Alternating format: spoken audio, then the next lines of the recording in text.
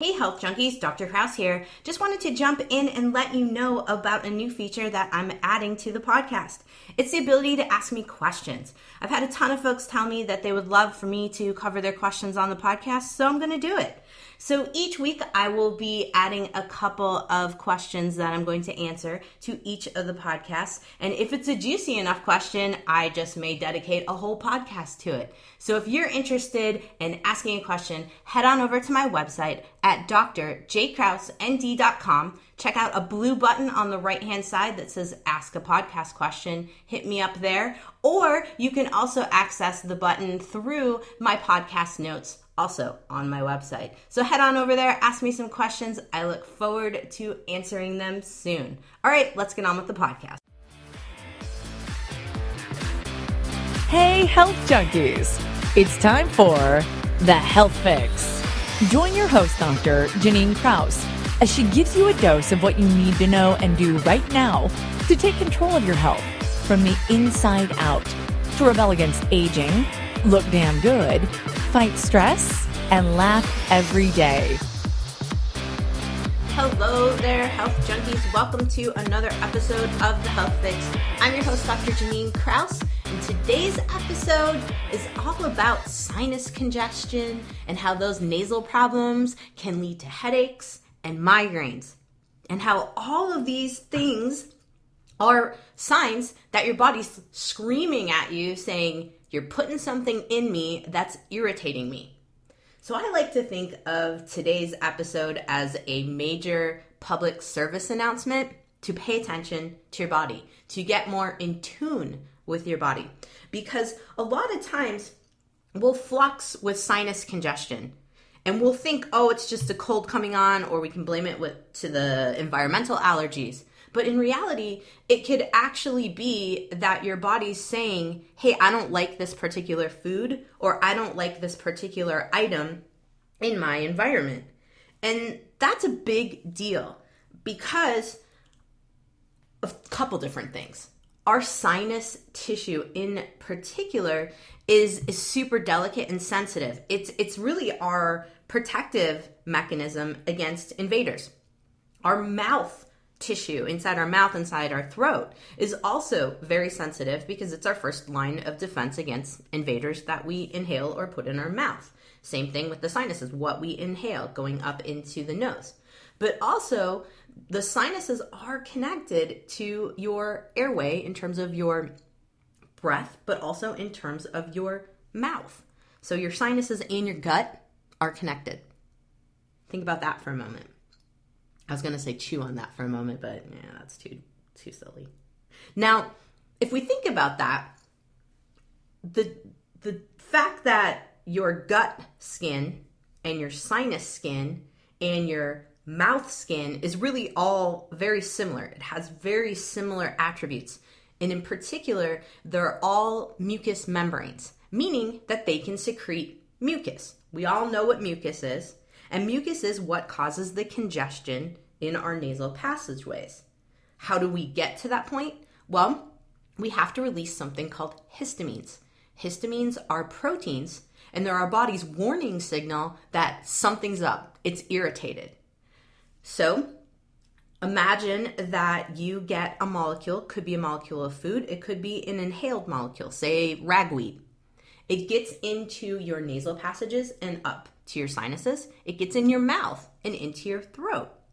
The first warning signs that we've encountered something we don't like is usually we're going to get an itchy sensation or a scratchy sensation in the throat, or we're going to either get a runny nose or a stuffy nose. Then it turns into a headachy kind of symptom. Then it can blow into a full-blown migraine. Now, a lot of us that suffer from chronic headaches and migraines have never put the connection together that sometimes before we get the headache, we might feel pressure in our face or our nose or sinus area, and then it develops into a headache. So it's almost like we need to become more aware of the sequence of events that lead up to these episodes. Same goes with migraines. Now, a lot of people with migraines, and I'm going to back up a bit because I know a lot of people are like, well, I wake up in the middle of the night with migraines. Yes, that's true. So how can you figure out the triggers? Well, A lot of times it's figuring out what you ate before you went to bed, or what you exposed yourself to before you went to bed, or what is going on in your bedroom. Like what's going on with mold growing in your walls? What's going on with dust mites? Not many of us go out and buy dust covers for our pillows and for our mattresses. A lot of us sleep with our animals. I pretty much would tell anybody to go to hell if they told me that my golden retriever could not hang out in bed with me. In fact, we bought a king-size bed just so Bear, the amazing golden retriever, can hang out in our bed and push us all over the place so that we have 2 inches to sleep on the bed. And you know what? I'm totally okay with that. But I do realize that that is another allergen that is in my bedroom. So what does that mean? That means I have to clean my sheets more often, my comforter, and the duvets, et cetera, et cetera. So something to keep in mind if you like to sleep with your pets, because it is another level of amount of allergens that's kind of going into the mix. So let me rein myself in a little bit here, because I'm kind of jumping all over the place on you. The bottom line of today's podcast is that there's multiple different factors that come into play to cause chronic nasal congestion, to cause chronic headaches, and to cause migraines. And what it boils down to is that these common factors, whether it is environmental, whether it is food related, whether it is leaky gut related, they all work together to create histamines in your body. It depends how many different factors you're sensitive to as to how much histamine production is made. Typically, the way I see this on a scale is that sinus congestion or runny nose is kind of the lower level of inflammation in the body. So meaning the lower level that these invaders irritate your body. And invaders, I mean bacteria, viruses, could be funguses as well. Or it could be allergens, environmental stuff, whether it's mold, whether it's ragweed, dog dander, cat dander, whatever it may be. These are on a lesser degree. When we start getting to chronic headaches and we get to migraines, now you are an individual that is very sensitive and your body is very eager to kick off histamines from these things called mast cells. So think of it in a spectrum. All right, let's talk about these sinuses for a second, because I think a lot of people don't really understand what their sinuses are or where they're located. We just know that there are some and they're in our head. Now, there are 8 sinuses total. They are pockets, they're airways. So they are holes literally in your skull that allows for aeration, but also allows to create the voice that you have in terms of resonance. I have a deeper voice, perhaps my sinuses are a little bit more closed or something of that nature. Now, it's also, you can tell that when someone has a cold or when someone's stuffed up, because it changes that vibration of their voice. So these 8 sinuses, I want everybody, please don't do this while you're driving, but anybody who's not driving, I want you to touch the areas, because when I used to teach anatomy and physiology, I loved it when people get that connection with touch and the location of these areas. So don't worry, nobody's paying attention to you. They won't know what you're doing. You can pretend like you're scratching your face. So let's start at the top. So in your forehead there, above your eyebrows, and like literally in line with your eyes, right above is your frontal sinuses. You've got 2 of them, one on each side. They're matching. So touch that area. That's your frontal sinuses. So if you have a headache that chronically is kind of across the front of your head, it could be an issue with your frontal sinuses. Now, the other thing to think about is that you have muscle here. It's going from your forehead up through a tendon over your head and going back to the base of your skull and connecting in with your muscles at the back of your neck. So if these frontal sinuses are irritated, sometimes they can irritate the muscle too. And now you've got double trouble, right? Which is where that headache kind of comes in. All right, so now you know where your frontal sinuses are. Next, we're going to go to the maxillary sinuses. These are your ones that are on your top of your cheeks, so your cheekbones. Touch those guys for a second. These guys are the ones, when they fill up, they cause teeth pain. So kind of the jaw pain, achy jaw, tooth pain. Now, they can be confused with an actual toothache, meaning an actual infection or abscess in the teeth. So obviously, when you have these types of symptoms, go get it checked out by your dentist too to make sure that all is good. But these are your maxillary sinuses. They're your cheeks. So poke those guys for a second. All right, so if you have headaches here, then you know that it's possibly your sinuses, your maxillary sinuses causing trouble. Now, your neck sinuses are on either side of the bridge of your nose. So kind of where your nose connects in here to your face, for lack of a better term. And so you've got two sets of sinuses really that are kind of in this area, because you've got sphenoid sinuses and you have ethmoid sinuses. And your sphenoid sinuses are oftentimes the ones that I like to think of sphenoid and ethmoid really as they cause headaches big time. And they're the ones that are the deep, deep, deep sinuses. And when we differentiate between sphenoid and ethmoid sinuses, the number one thing to think about is that your sphenoid sinuses, these suckers are behind your eye. And so if you get a headache behind your eye, or your migraines come out behind your eye, that's your sphenoid sinuses. And they're bilateral, so both sides behind your eyes. Your ethmoid sinuses are at that bridge of the nose where I was talking about there. I was making it a little confusing, and I apologize. Ethmoids are really there at the bridge of the nose on either side, and the sphenoids kind of connect out to behind the eye, if you want to differentiate between those two. So sometimes we'll have issues with vision when we have a headache. I am not entirely convinced that our issues with vision are not related to our sinuses filling up. Because imagine your sinus is covered with mucosal tissue, so it's covered with skin.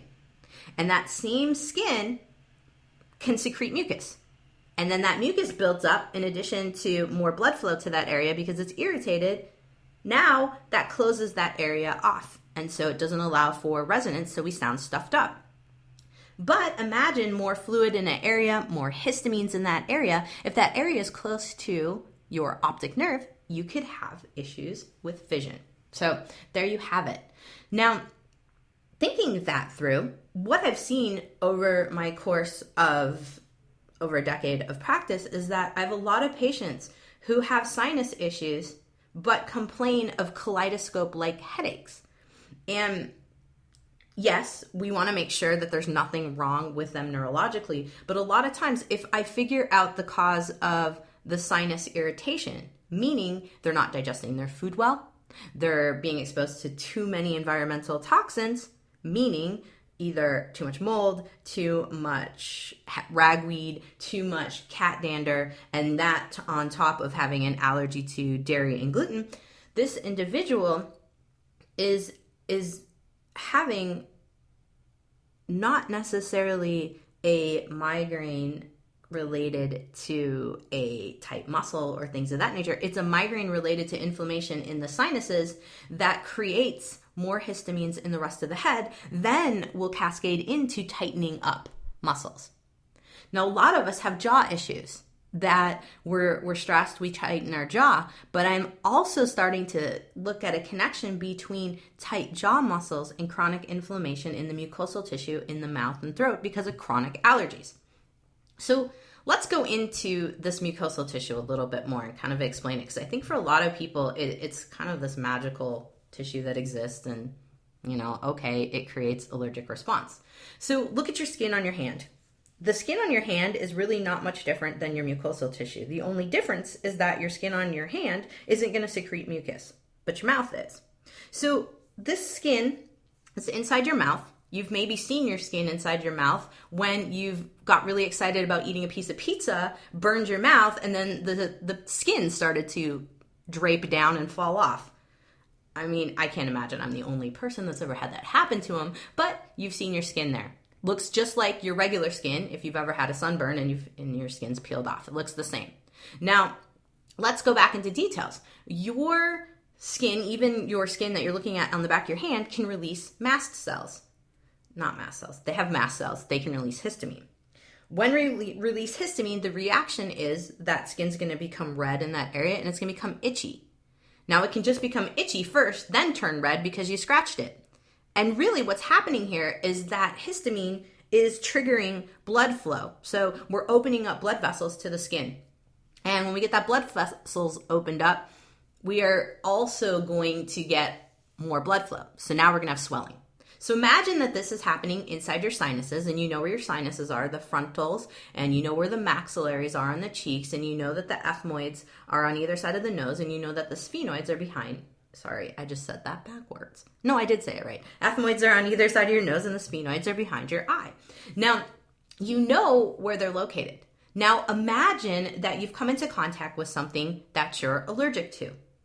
And when I say allergy, I'm not talking about an immediate reaction here. This can happen because we know immediate sensitivity reactions, throat swelling, we know we need EpiPen emergency situation. I'm talking about a delayed reaction here because most of us who have chronic sinus congestion and we have runny noses and we have migraines or headaches, we don't think of this as a dire emergency situation, except for the migraines in some cases. But let's back up a minute. All of these situations that are coming to fruition here are a delayed sensitivity reaction. Once again, I wanted to go back to, this is the gradation, right? We have a moderate type of reaction with sinus congestion and chronic headaches, a extreme reaction when we're looking at migraines. Think of a migraine as borderline an emergency reaction of histamines in your body. It's just a very large amount of histamines being released. That's a migraine in its basic sense here. And if we think of it in terms of how it develops from sinus congestion to headache to migraine, it's literally based on the gradation of histamines being released and the amount of mucus being released and the amount of blood flow going to the area where that bacteria, virus, fungus, toxin, allergen is causing its trouble. So essentially what I'm trying to say is a migraine is an advanced release of histamines that your body is creating in response to an invader. So this mucus stuff, it's a protective slippery coating. What it does is it's made to bind up whatever the irritant is. Maybe it's yeast, maybe it's bacteria, maybe it's a fungus, maybe it's a mold. It's going to bind it up and help you to get it out of the body. The problem is that we often don't have great ways to get this mucus out of our sinuses effectively. One, we might be lazy and don't like to blow our nose, so we like to do, everyone knows who those people are in their offices. Totally annoying. Just blow your dang nose. I don't care if you wipe it on your sleeve. Just saying. But those people need to get it out. One of the best ways to help keep clearing mucus out of the body is not to use Flonase. Flonase is not the answer. You need to clear this crap out. Things like a neti pot or a Neomed nasal rinse solution. Or if that stuff doesn't work for you, and I'll be straight up honest, the neti pots and the Neomed nasal rinses for me cause me to throw up because I have a really weak gag reflex. So what I have to do is I am working on getting oils into my nasal passageway, and by that I mean I'm not dripping oil in and letting it run over from one sinus to the other. What I'm doing is taking an essential oil that's in a carrier, so either almond oil or coconut oil, and I'm taking a Q-tip and I'm inserting it as far as I can up my nose, twirling it around, doing that to the other side to get those molecules of the essential oil up into my sinuses. So I will do that. Now, that is for those of you that can't do the nasal rinses. Now, the other big thing with this mucus there is it's helpful to a point. But when the mucus sits and we don't move it, and the other way we don't move it is our face muscles are too tight, our jaw's too tight. Our neck is too tight. We're not able to drain the lymphatic system. So I really do recommend lymphatic drainage, just tiny little gentle motions on the neck to get the lymphatic system moving down. Now, this mucus, it's beneficial. It has white blood cells in it to help to kill those invaders. But if it's something like a food molecule or a mold, we can't necessarily kill that effectively. Mold is tricky. If you live in a damp environment, such as the Great Northwest or perhaps the Midwest, it's hard, or East Coast even. It's hard to kill those molds because we have a lot of them that unfortunately build up and cause irritation. This is where those nasal rinses are beneficial to try to work with. Now, going back to food, those white blood cells in your mucus can't necessarily kill food molecules. Now, obviously, unless you're goofing around with spaghetti and trying to get it to come out your nose, you're not going to be inhaling anything through your nose. It's going to be going into your mouth. But interestingly enough, if you're not able to digest your food properly, meaning you're eating too fast, you're not chewing enough, or your digestive system is lacking the enzymes or the beneficial bacteria to break down your food, you will end up with some inflammation because that food's going to sit there. And those food molecules can bubble back up, especially if you have acid reflux, and especially if you have silent acid reflux. So at night, food is going from your stomach and refluxing up into your esophagus. Sounds super gross, but this happens to a lot of people and they have no idea. And that is a cause for chronic nasal congestion, can also be a cause for chronic headaches and migraines. We just don't connect it often, which is crazy because the Chinese knew this all along. In Chinese medicine, we have a stomach channel running right through our sinuses. Sounds weird, but the digestive system channel runs right through the sinuses. Stomach 1 is a point right by the eye. Stomach 2 also. 3 and 4 are just below the eye. 6 is at the corner of the mouth. I mean, you could just go right down the system. It's kind of cool. But what it's saying here is that your sinuses are directly connected to your gut. If you have leaky gut, meaning your gut lining's irritated because either A, you've been eating frankenfood, or B, you can't break down your food properly and large molecules sit on your gut lining, causing the cells to open up, molecules to get in the bloodstream, and then immune system reaction. This is a total possibility. Leaky gut is real, I'm telling you. So the more that you have molecules of food getting into the bloodstream, the more your body's hypersensitive to these items. Now, you became sensitive in the gut, but now imagine you put the food into your mouth. As soon as that food gets into your mouth, your body is already going, whoa, wait a minute, I don't like this. I've seen this before. I don't like it. That is going to cause a histamine reaction in your mouth. So you might get a scratchy throat, but you also might get a runny nose. You also might get sinus congestion right away. Or it might take a couple days to develop. Or it might be overnight. I challenge you tonight to see what you're like when you wake up in the morning. Is your nose stuffy? If it is, you want to look back at your food and you want to look back at what's happening in your bedroom environment. Do you have animals sleeping with you? Do you have covers on your mattress and your pillows? You need those if you have congestion issues, if you have headache, if you have migraine issues. Every single one of you that have those, you need to go get some covers and they're called allergy covers. Allergy covers for pillows, allergy covers for your mattress. It's easy to find. Amazon. It's where it's at. What do we do before Amazon? Yikes. Okay. So all of that happening, you get this food in your mouth, right, that you're sensitive to, and now you have a cascade of reactions happening. And so I have a lot of people in my practice that have been going back and forth to the ear, nose, and throat doc, and they've got chronic sinus congestion, and the doc's like, well, we need to do surgery because those tissues are inflamed and there's not much else we can do. We can just kind of move the mucus out of there and move it around, get it out. Which, if you have coagulated mucus in your sinuses, absolutely get that stuff out of there. Absolutely. But if you're kind of suffering with just minor nasal congestion and trying to figure it out, I definitely am going to recommend that you work on reducing all of the inflammatory causes that could be provoking your sinus issues. So, essentially, the idea is to reduce the body's immune system stress.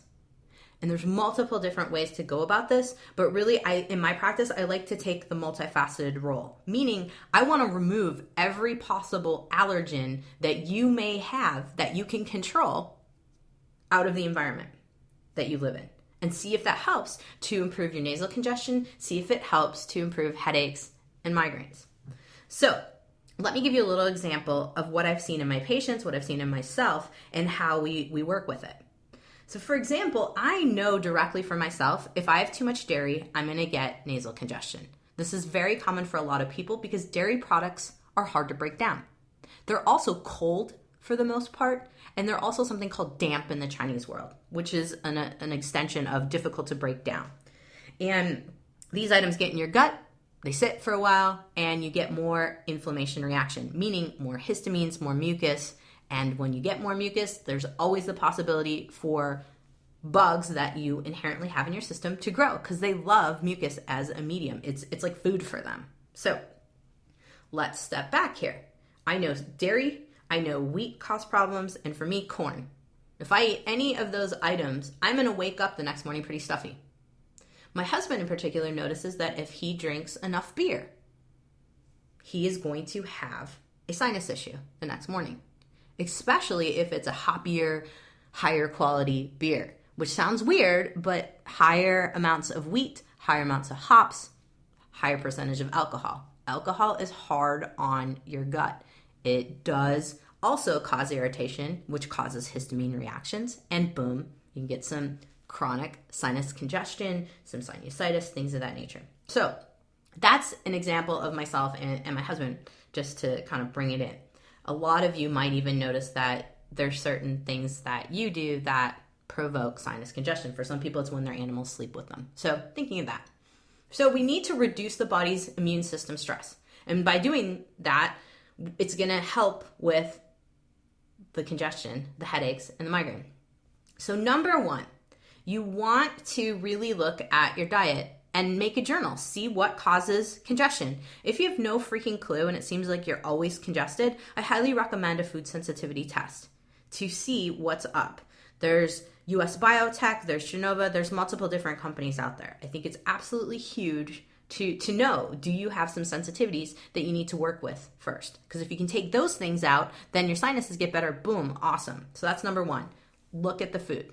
Also, get rid of the frankenfood. Eat food that's closest to nature. Huge. I talk about it all the time on here. I'm not going to go into it in detail. I've got podcasts that talk all about that if you want more information. All right. Next, you want to be looking at environmental stuff. If your house is freaking dusty because you haven't dusted in a while, boom, go take care of that. Now, I don't recommend using all of the smelly, dusty spray stuff like Glades, and I don't think it's Glade. I don't even know what the brand is anymore because I haven't used it myself for so long. You want to get old-fashioned here. Get out a rag, dampen the rag a little bit, dust like that. Consider using a oil. We use lemon or orange oil on our wood tables and things of that nature. So go with a green cleaner to dust. Also clean your house. One of the biggest factors in sinus congestion and migraines and headaches for a lot of people is having carpets. I highly recommend, if you can, get rid of your carpets. I know this sounds crazy. Go down to hardwood. Also, if you have a lot of rugs, might want to consider getting those out of the house. The throw blankets, those too. These are all collectors of dust and collectors of mites, dust mites. Sounds gross, but hey, they live off of our skin and they like to hang around. So you want to remove as many allergens as possible. Now, of course, I don't recommend that you have to go do this all right away, like go get everything. Maybe start with food, but clean the house regularly, at least once a week. Vacuum, clean up the floors, dust. It's huge. It'll make a big difference. Try not to have as many rugs and things around the house if you can. If not, vacuum those suckers. If you have carpet, at least clean your carpet. So deep clean, have the cleaners come in and do that at least once every 3 to 6 months just to get that deep clean done, especially if you have animals. Next biggie, with animals, those of you who are super sensitive to the animals, but you love them dearly, work on just having them stay outside your bedroom at night. It can really go a long way to help desensitize you. And really, you know what? Sometimes you can do this for a couple months and then you're good to go. You can have them back in for a little bit. Granted, that's confusing to the animals. So if anything else, at least keep them off your bed if you're having some pretty serious issues. If you can't do that, like me, okay, fine. Work on everything else. Now, I talked about the carpets. I talked about that. I also anyone who has nasal congestion, chronically headaches, migraines, you got to get rid of the perfumes and the perfumed lotions and all of that stuff. Unless it's 100% natural essential oils, get rid of it, because all of those frankincenses, like the Glades and the Glade plugins and artificial smells, are also irritants to your system. Get those out. If you just moved in a new home, not that your home's new, but it's new to you and you've started to have issues, you might want to consider mold testing in your home, especially if you live somewhere that's damp. It's huge. Unfortunately, I will go through everything in terms of food stuff, et cetera, do a blood test for antibodies for molds, and boom, this is the issue. They've got molds in their house, or they're sensitive to certain molds that are at their workplace too. That's another big issue, is I found that people are fine at home, but they're sitting below a vent at work that hasn't been cleaned out in years. This stuff is important. You can easily get mold testing through a naturopathic doctor, or even your conventional docs. They will do mold testing. You got to go through the ear, nose, throat, or an allergist, but they will do it. You can get immediate and delayed sensitivity mold reaction testing. If you're struggling with that and you can't find somebody to help you out, shoot me a message, connect with me on drjkrausnd.com. Leave a comment or a message on my website. I'd love to hear from you. By the way, please send me more messages and questions. I like to answer questions. All right, so I've talked about all the different ways to reduce issues in the home. Now, another big thing is, if you're kind of wondering about food, but you don't want to shell out the cash for a food sensitivity test, you could cut out yeast, dairy, gluten, corn, soy, and sugar from your diet and see what happens. And when I say gluten, and I'm also meaning alcohol, because a lot of our hard alcohols are gluten-based, and of course beer is. Wine, yeast-based. Beer, yeast-based. So take out the alcohol too, because it's a high histamine item that can definitely cause issues with our sinuses and cause us to have headaches and migraines related to sinus irritation. Now, another biggie is considering a low histamine diet, because a lot of us get on kicks where we eat a lot of foods that are higher histamines. I'm not going to go into all the high histamine foods. I have a podcast related just to that, and you can gather all that information. I also have a resource of a high histamine list, and that's on my resources page at drjkrausnd.com. So head over there. Now, another biggie is what you cook your foods in and what you expose yourself to in the kitchen. Get rid of the plastics, get rid of the toxins in your kitchen. The Teflon, the scratch Teflon, all that stuff. Go get ceramic cookware, green pan, green life pan. All those products are great. Ceramic coating, get rid of the Teflon, because all that stuff irritates you. Same thing goes with dry cleaning. I've had a lot of patients that I clean up the diet, I get all the inflammation out of their homes, all inflammation factors out of their home, and they still have nasal congestion, and then we figure out it's their freaking dry cleaning. So you want a green dry cleaning company. They have certifications for green dry cleaning. Just look at the website of the place that you use and make sure it says green dry cleaning. Or if you're like me, just don't buy dry cleaning products, because I'm too lazy to take things to the dry cleaner. So I just wash them regularly. Speaking of washing, that's another big thing. Make sure that when you're washing products, so your soaps, all of that stuff, you have green companies for your soaps. I think that can be a big major factor for a lot of people too, especially with their bedding, because you spend the most time in bed during the evening in your home. And so bedding, clothing, all of that, make sure that you're using green companies for your laundry in particular, in addition to your hand soap, in addition to your body soap. I use a company called Puracy for my shampoo, my conditioner, my hand soap, my body soap, and my dish soap. And in terms of laundry detergent, I just totally spaced on the company I have. I know it's lemongrass. It's lemongrass essential oil. I think it's eco something laundry detergent. I'm going to Google it real quickly while I'm online with you. It's Ecos, E-C-O-S. There you go. That's the company that I use for my laundry detergent. So there you have it in terms of the laundry. So keep that in mind. Those are big things. Another biggie is intermittent fasting. So sometimes the amount of food that we eat too much in a serving. I think a lot of us overeat when we eat. We just I love food, and it's hard for me to portion control. But I think for a lot of us, when we don't portion control well, that food sits and it doesn't break down. That's another big issue. Plus, I think that our bodies need some chill time in between last meal and first meal.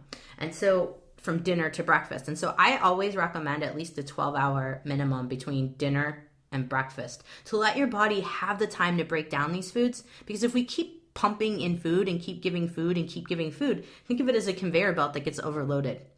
Then we can have congestion issues too. So biggie, keep that in mind as well. The next thing is probiotics, beneficial bacteria.